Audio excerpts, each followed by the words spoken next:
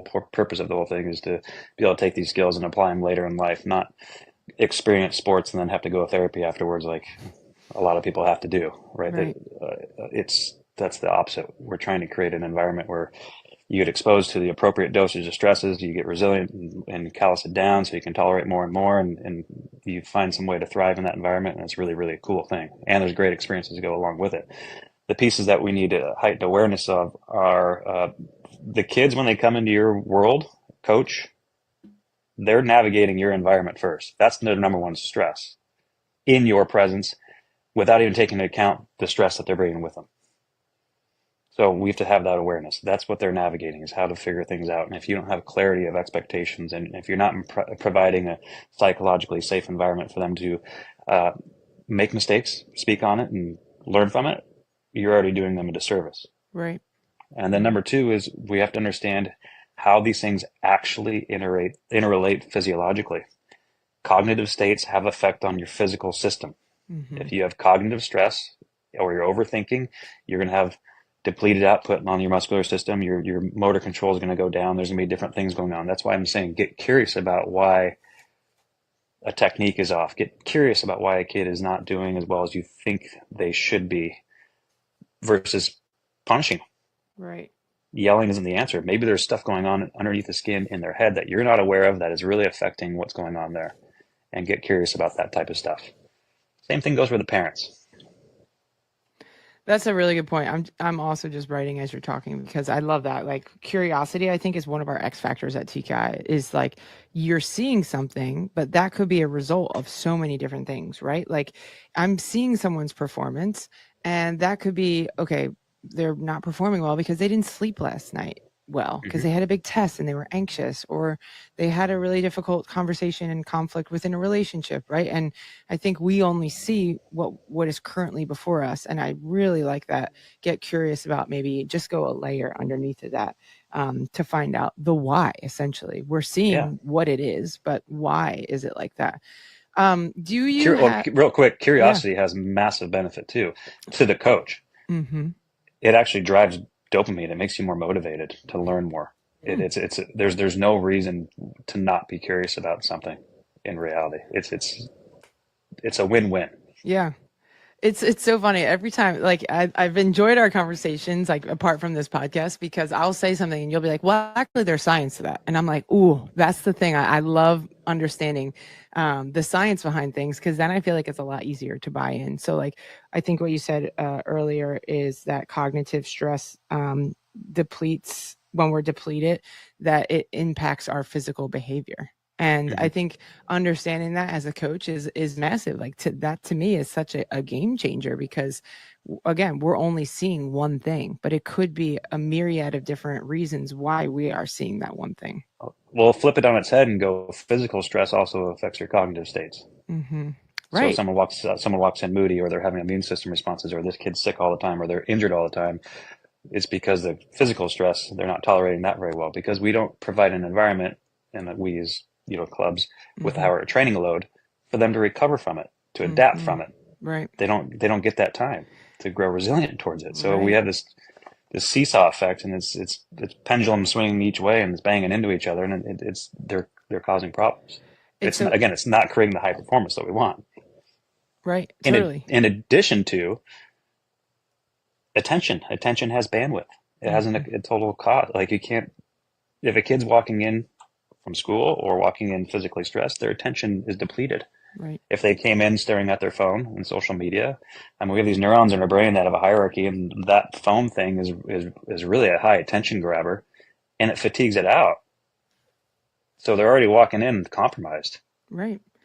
It's so funny, like even if you think about it technically, tactically on the field, a lot of area that we really are focused on in tactically is goalkeeper solving pressure, because that's like the evolution of the game, right? We need to defend with the ball, control the game with the ball, even as a goalkeeper.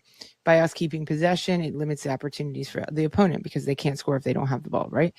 And even at the pro level, we see goalkeepers just lump it down the field because they feel pressure, right? They Mm-hmm. feel that pressure, and that pressure creates an anxiety. And when you are anxious, you actually lose peripheral vision. And so Hmm. imagine you're in a jungle and you see a tiger. It doesn't matter that there is a giraffe to your right. You don't see that because you're focused on that tiger that is threatening you.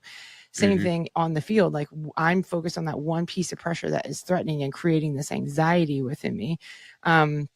So like you said, that emotional state that we're in definitely impacts the physical outcomes as well.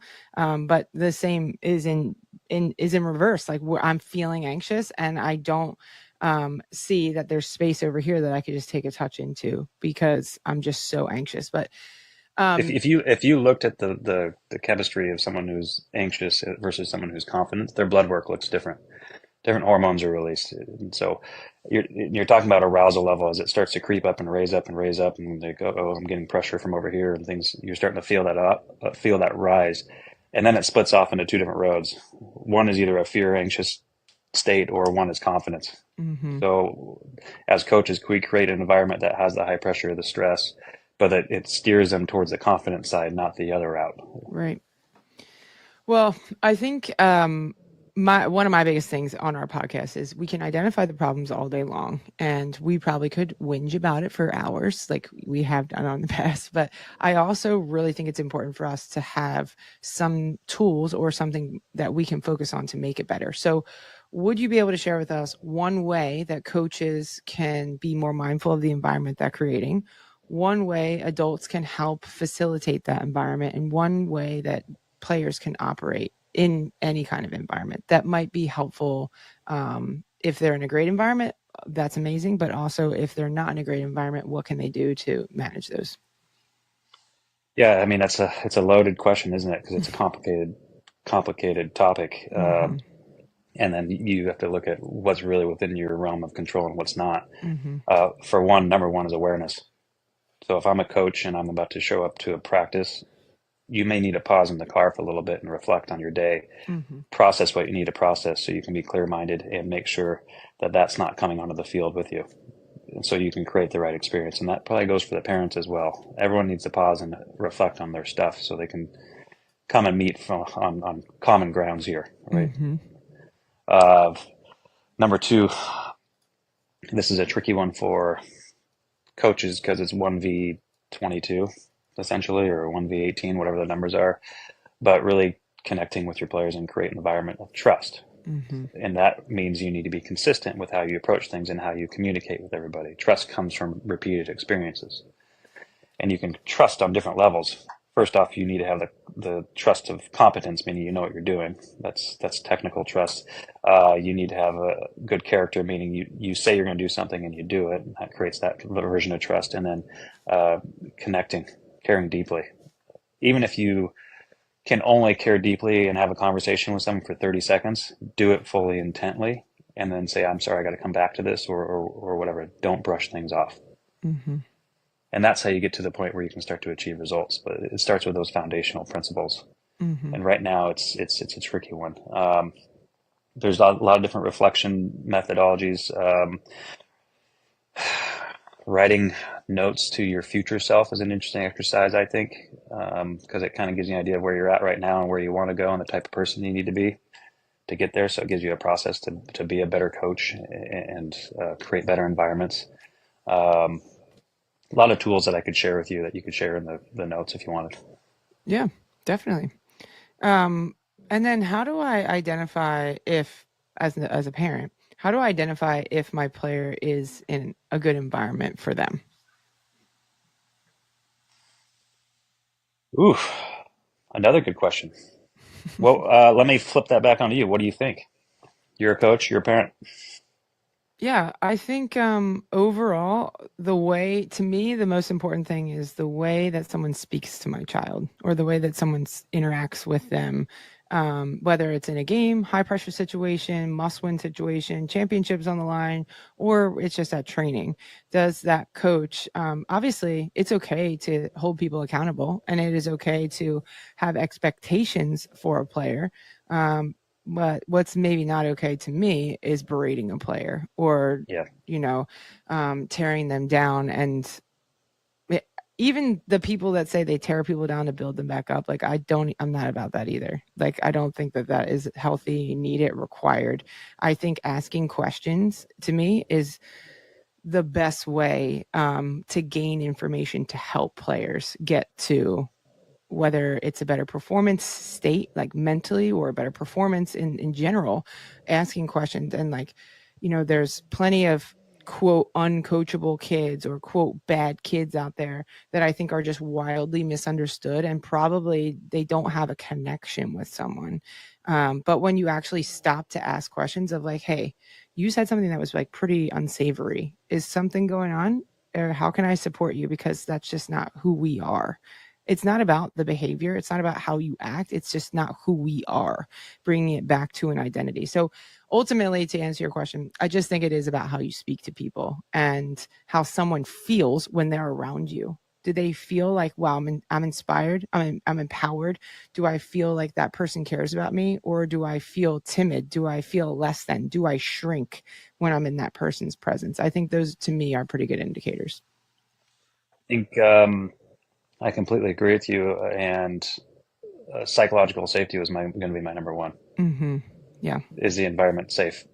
And when I drop my kid off, when I come to pick them up, am I assured that they're going to be okay, even if there are difficult situations within a training session? Mm-hmm. And that's a systemic one. That's not just players. That comes from player to player interaction and all that kind of stuff. This needs to be a safe environment, and tolerating unsafe stuff because the kid is a star forward doesn't work anymore. Right. That's got to be the number one. And then coaches who are vulnerable, and I think vulnerable in the things they don't know, and vulnerable in asking for help from a parent. And it's like, what's your feedback? What's your guidance within this? That's another tricky one because it's parents get really engaged, and I Mm-hmm. think that's a product of how much they pay to play, and I understand that, and how much they are sacrificing to get their kid to practice on time. Like, I totally understand all that stuff, but there's still got to be rules and lanes that we're playing in here for their kid. But coaches being vulnerable, allowing players to be vulnerable even though they're in a position of authority, and genuinely listening to them, um, and then outsourcing when someone needs help. There's no expectation that a coach should go in there and solve mental health problems or physical problems, but understanding that that kid needs to be guided and mentored towards a nice resource that's going to help them. Mm-hmm. Yeah, that's really fair. I think that's a good point. Yeah, Okay. because we talk about this very broad topic, and there's so much facets to it, and it's complex. Sure. It's not fair to a coach to take all of it on, Mm-hmm. but with the ecosystem of a club needs to have this stuff in place so we can identify and help guide people to the right resources when they Yeah. need it, Right. and not be part of the problem. Right.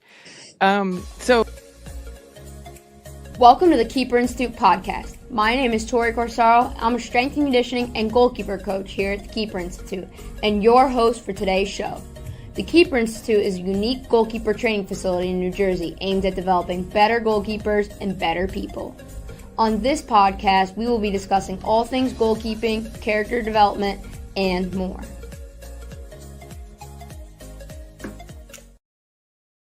Welcome back to another episode of the Keeper Institute podcast.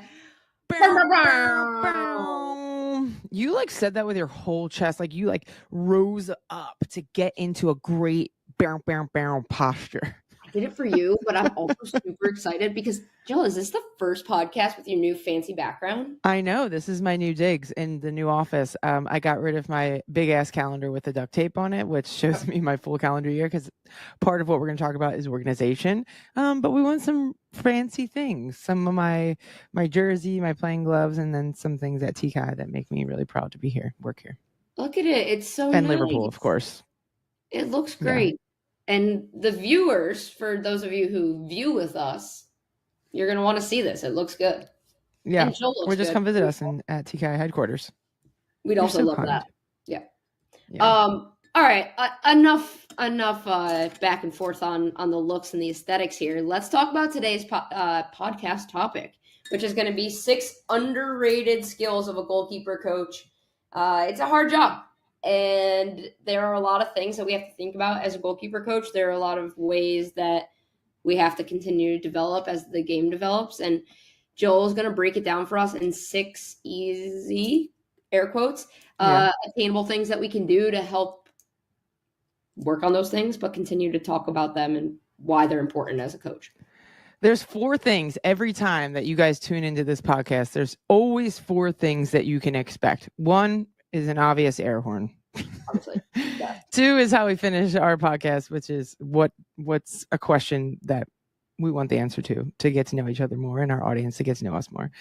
3 is education, because I think we do a really good job of trying to break things down to simplify it for people. But 4 is for me to say, I'm really excited about this topic. That is the 4th thing, the 4th wonder of the world, if you will. Yes. I am actually really excited about this topic because I think so often people think of goalkeeper coaches as just people who kick balls at goalkeepers or to force them into some final actions in training. But I think that there's so much more that goes into this job and this role that I think we can just attune people's attention to some things and bring some awareness to some things so that goalkeeper coaches can intentionally put some more of their efforts into those jobs and those skills and refining and learning more about those skills. Mm-hmm. Which brings us to number 1, which is learner.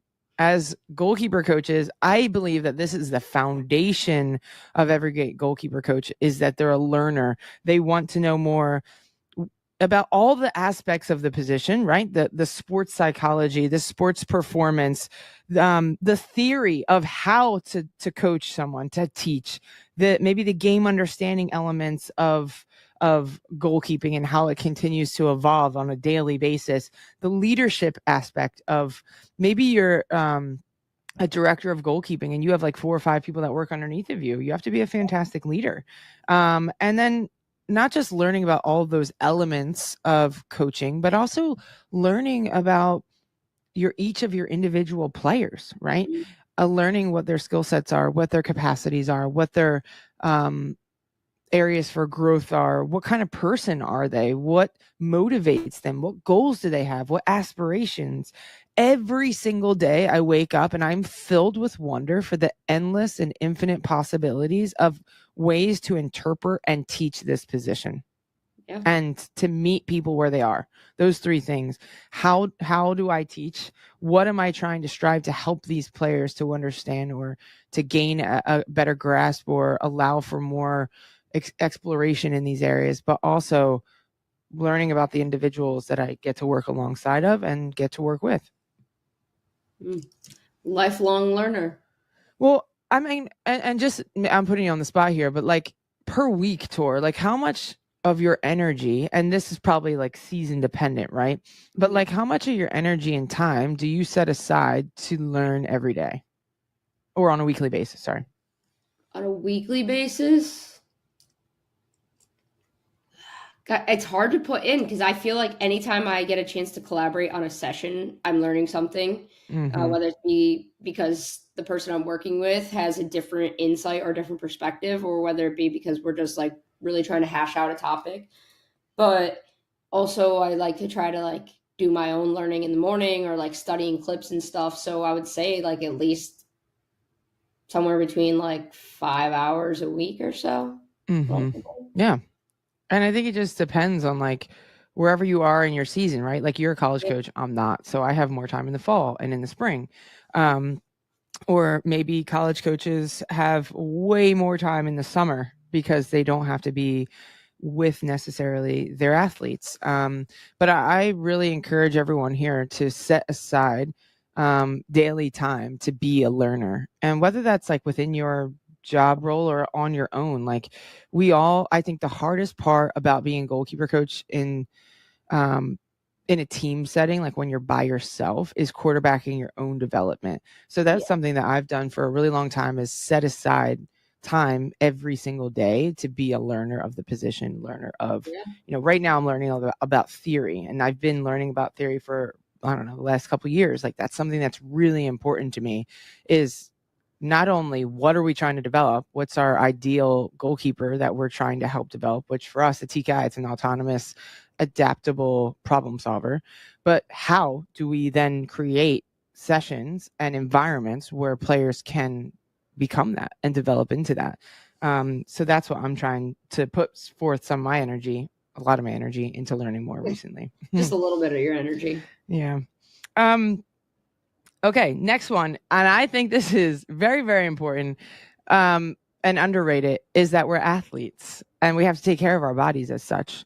Yes. I'm a huge proponent of being a coach in the session. So I like to manipulate my session design by maybe putting pressure on a goalkeeper. So being a defender, being an opponent on the other team, and putting pressure, heavy pressure on the goalkeeper so that they have to find different ways to solve that pressure. Or if I'm being someone that's like screening two options, right? And I'm going to have to run and I have to strike the ball and I have to strike the ball hard and I have to pick out, oh, the goalkeeper is setting too close to the near post. So I'm going to fire it to the back post and I have to be able to do that with my right foot, on my left foot. I have to be able to do all these different types of services while I'm running, and it's high energy, it's exhausting, and I have to do this over a course of a long period of time. So if I don't take care of myself, I'm going to get injured and then I'm not going to be able to serve and facilitate the best learning environment that I can. So I do, as much as we set aside time to learn, I do think we have to set aside time for us to take care of our mental and physical bodies. Absolutely. I mean, I think depending on who I'm coaching, like, do I have sessions with people who are older and require me to hit the ball as hard as I can? Like, I'm leaving most of those sessions feeling like I worked out. And even our younger goalkeepers are like, not to toot our own horns, but they're getting very good at their in possession decisions and like manipulating their pressure. So I feel like I'm having to really go all in on the pressure I'm putting on them too. Some of these younger kids, I might not have to strike it as hard as I can at them, but I'm definitely having to run at them to try to make them think. So this is, I think, probably one of the largest underrated parts of our job is how physically demanding it is. Well, think about it too, Tori, is like the way that we coach is we are understanding of the environment and we try to manipulate the environment to get some different outcomes, right? But there are some times that without really our consent that we constrain ourselves without much running we do, right? So we get a little tired. So we have to figure out, all right, what's a different way I can challenge this goalkeeper in possession? So what do? We probably change the service to the goalkeeper, right? We give them something that is bouncing or a little bit closer to us, and they've got to solve these different problems. So naturally, by just putting on the pressure and making yourself a participant in the session, you are having the opportunity to manipulate a bunch of different constraints without saying it out loud, without scripting it, without it happening every single time. You get to dictate what the information the goalkeeper picks up and how they could potentially respond to that. Yeah. Absolutely. Which brings us to our next one.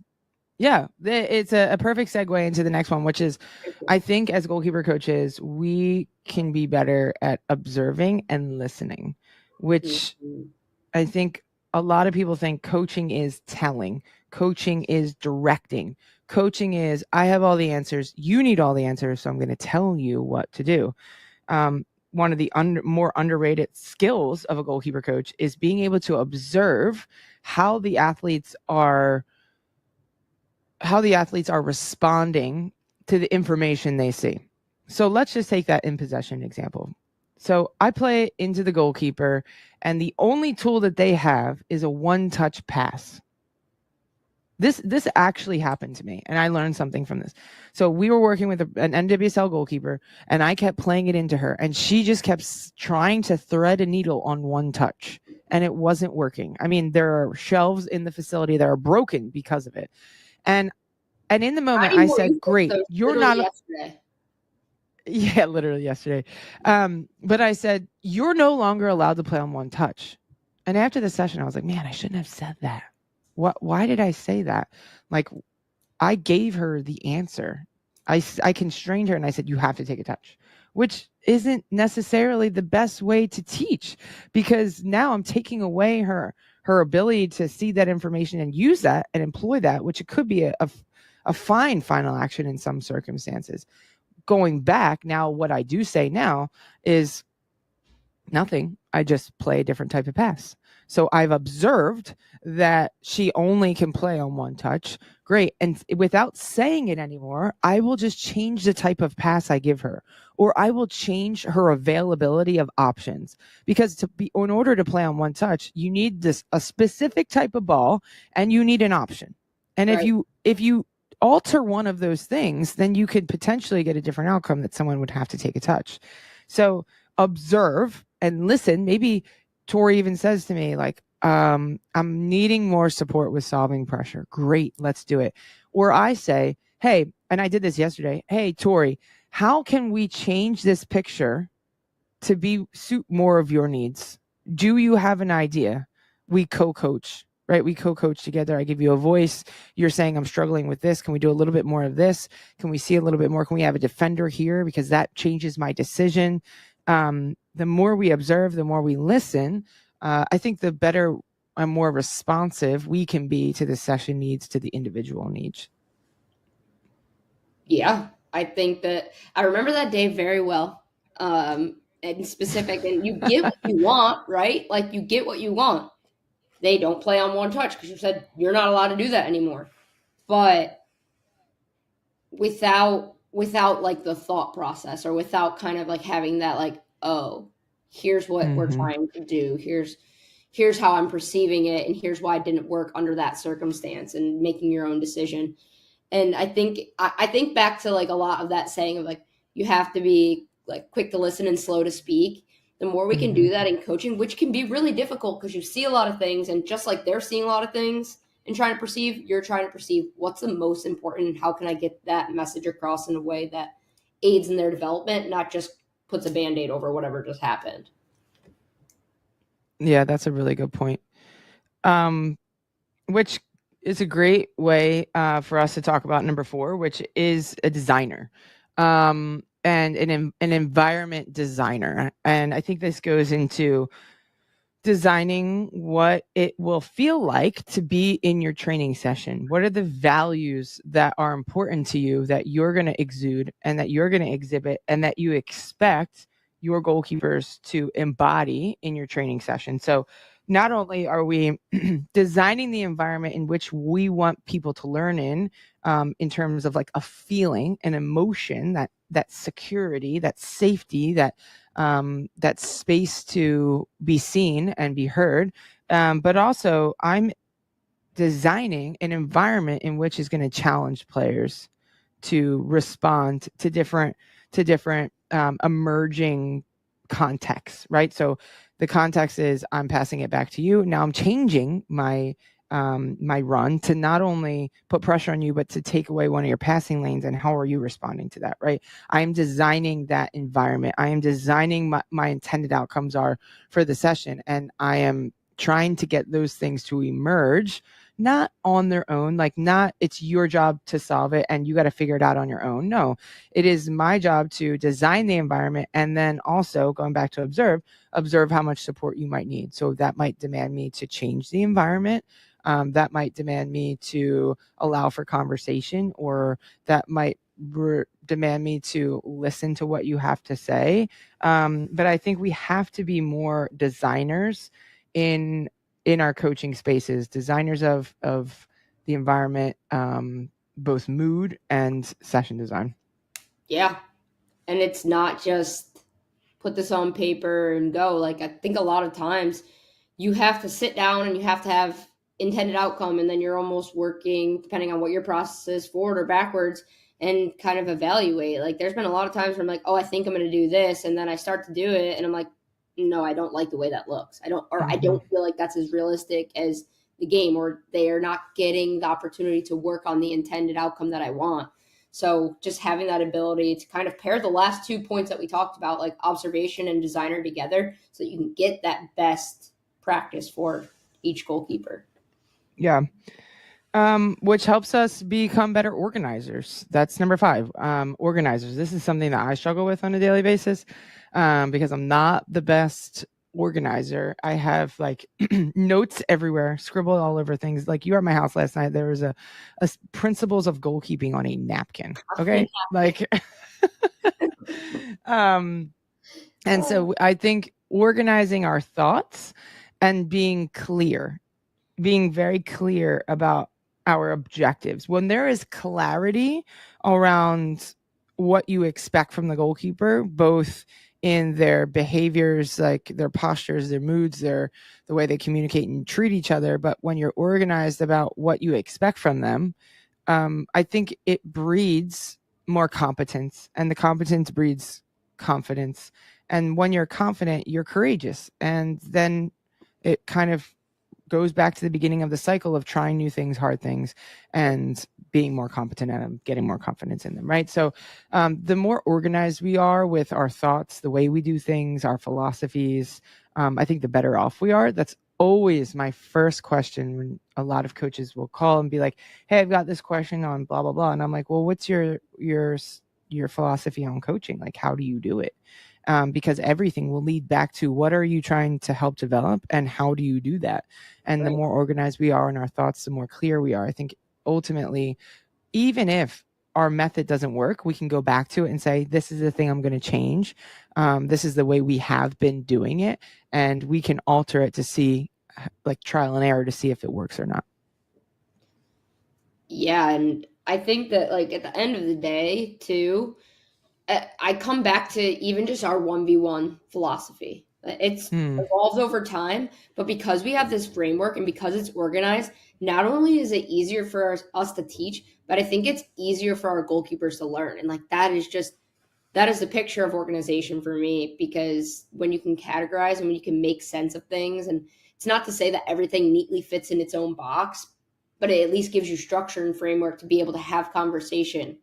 And once goalkeepers learn our verbiage and like our philosophy on it, I feel that they start to get a better understanding of like how to handle these situations that can be quite complex, and then figure out like which part of it do they kind of lean towards. And it just helps organize conversation in general.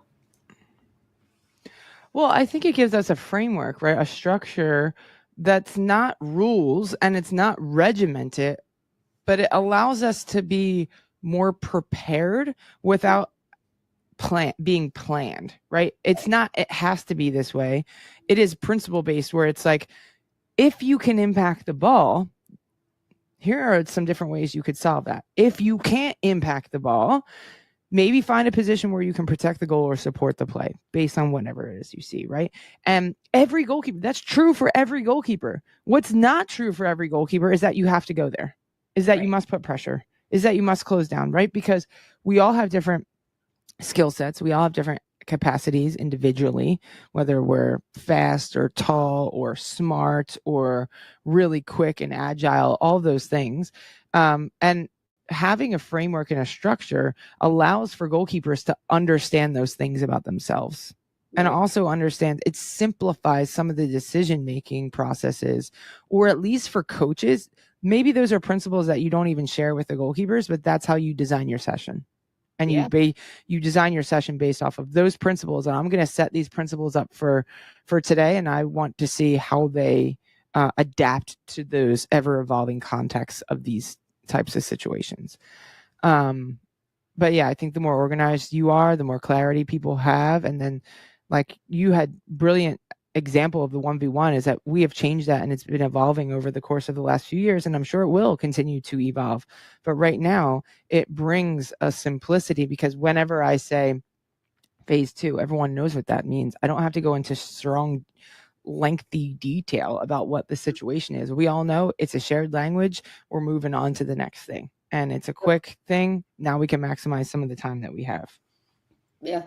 And all right, last one one. more Okay, go ahead.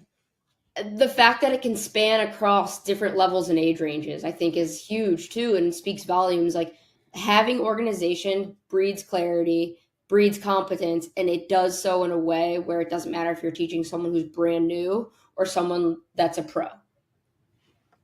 Right. Yeah, that's a really good point. And basically, what'd you say? If you're not organized, you can't do that. Right. And then you basically have the ability to advance that understanding for each person and in each individual or each skill level, or you can figure out, okay, obviously someone who is a beginner, they might not completely understand it, but at least I'm painting those pictures for them and they're starting to grasp. And, we'll go into even more detail about the height at which you close or something when you have a better understanding of when to use these things, or you can go into more detail as someone becomes more knowledgeable in the environment. Right. All right, last one. This is probably my favorite one. And I'm not going to say most important because I feel like they're all really, really, really important. But the role and you're excited for. Yeah, the role and the skill of being a communicator. Ooh, I feel like being a coach should be synonymous with a good communicator. Like, not only we just talk about the organization, like how do you articulate those objectives? How do you communicate to different skill levels, right? I can have a really in-depth conversation with Kaylin Sheridan that I'm not going to have with a young person. How do I communicate to that newer person to the position, right? How do I communicate when you're a coach of a team and you have to make this really hard decisions about who's 1, 2, and 3? How do you communicate when you're seeing behaviors that don't align with your core values? How do you transparently tell someone the decisions that you're making while also simultaneously inspiring them to go out and take space on some of their areas for improvement? How transparent are you, or do you hide behind someone else's decision, right? So I think communication is one of the most underrated aspects of our job, and something that I'm still working on every day. Because everybody has a different way of holding people accountable or being honest with people. And some days I get it right, and some days I'm like, man, I wish I could redo that conversation. And I think that's okay too, because we're all, even us as coaches who are in influential positions, we do make mistakes, and we need to, ask for forgiveness and show ourselves grace sometimes too. Yeah, it's such a relational job, and that's the hardest part about it, but it's also the most rewarding part about it. And I think that I've grown up so much because of that aspect of the job, like both at TKI and at St. Joe's. And obviously it's like a little bit different at both of them because I'm not having to choose someone to perform for our team at TKI, but I'm still having to be a really good communicator, both on the field for the goalkeepers that we work with, but also with you and Maria as my bosses, and being able to like communicate and manage like different needs and things about, that kind of employee environment, like employee relationship. And then obviously at St. Joe's, I'm goalkeeper coach, and I have to stand by and pick the choice for our number one with our head coach. But also, like you said, I'm not going to just sit there and go by, oh, well, it's Jess's decision, because it's our decision. All three of the coaches make it together, and I'm going to give my input on why we made that, so that even sometimes when it's hard, because, anyone who's hearing they're not playing isn't going to like that they have a clear-cut message on, okay, here's why, here's how I can support you, and if you need anything, I'm right here. Mm-hmm. Yeah. I do think that's probably one of the hardest parts, is being really transparent, but also not harsh, and like shaming people for maybe not being as comfortable in some areas of the position as possible. But also when they leave that door, they're not like, oh, I'm mad at Coach Jill. It's, I feel more aware and more knowledgeable of some things that I need to do to be able to get to the level that I aspire to get to. And I think that's really then turns us back on us, is like, we have to recognize that improvement and be able to celebrate that improvement and find ways to reward that improvement. Because sometimes, like, someone could really improve. The number two could really improve in a certain area that you said, hey, you need to take some space here, but then they're still not going to play. And you still have to figure out a way to celebrate the work that they've done, to continue to keep them inspired, to continue to improve, but also, hey, I recognize this, and maybe there are times that you can put them in the game and reward that behavior, but there are going to be times that you can't too. And you have to figure out different ways to keep them inspired, whether that's through, recognizing them in front of the team, or putting them in certain roles, whatever that might be. Goes back to, figuring out how to just support athletes. All comes back to support. Yep. All right, Tor, you got a question? I have a question for you. It's not. Oh yeah, I have a quick question for you too. You do? Okay, yeah, mine isn't either. Yeah, I have a quick one. Okay. Mine is, we got like just all the fun stuff coming up about the year. You got the holidays, you got the new year, you just roll into it. I want to know, what are you most looking forward to in the next few months? That's a really good question. I think this December and January are always months where it's about togetherness, especially at TKI, right? Like, of course, with our families, the holiday season upon us, right? But at TKI specifically, this is a place where people flock to come back to, and they go off. I kind of think of myself as like this proud mom where all my babies go to college and then they come back during December and January. And I love it because we're here training some of the best goalkeepers in the country that just finished their senior year, that are preparing to go play for combines, that have been interns here, that have coached here. We've got pros coming in this next couple months, and it's very challenging, but it's also a really rewarding time to facilitate and develop those relationships, where goalkeepers know that they're really supported. And I think when I reflect back on my own playing journey and even my own coaching journey, the times when I felt the best were when I was with people collaborating and feeling really, really supported and seen. So like this is a really fun time for us. What about you? Love that. Snaps. I'm excited to go back out to San Diego with everybody. That was so much fun last year, and it's the same kind of idea of like, we get a chance to collaborate with these really amazing goalkeepers that are also incredible people, and just having a chance to help them on their journey, but also just getting a chance to learn from them, because they're also very different as well. Right. And then just getting to be out It in is that fun. community. Yeah, it is fun to meet those people where they are, because there's obviously a need that people want to come and work with us, and that's really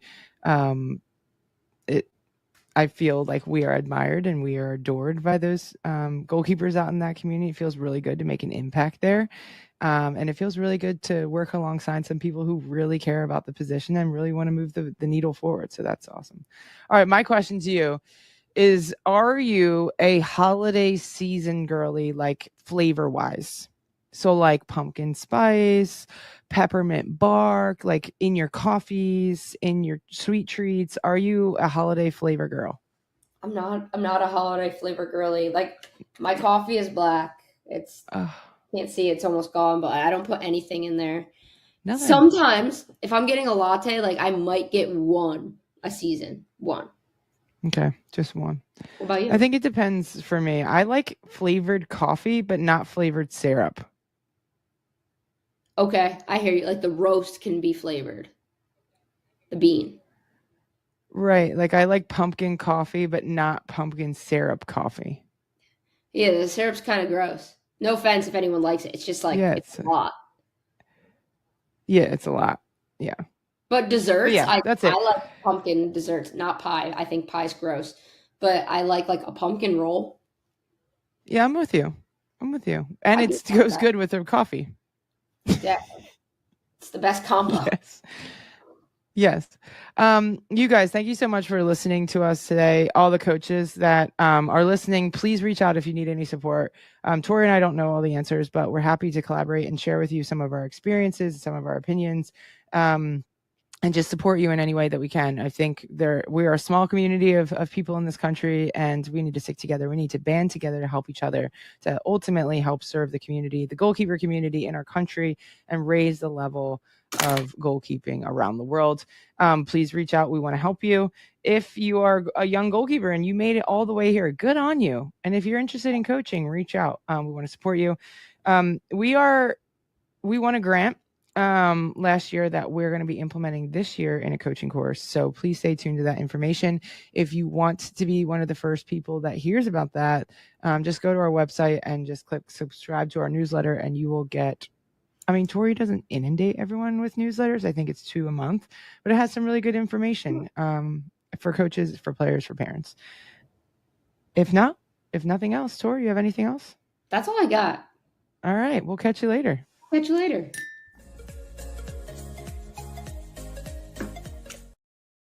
Button.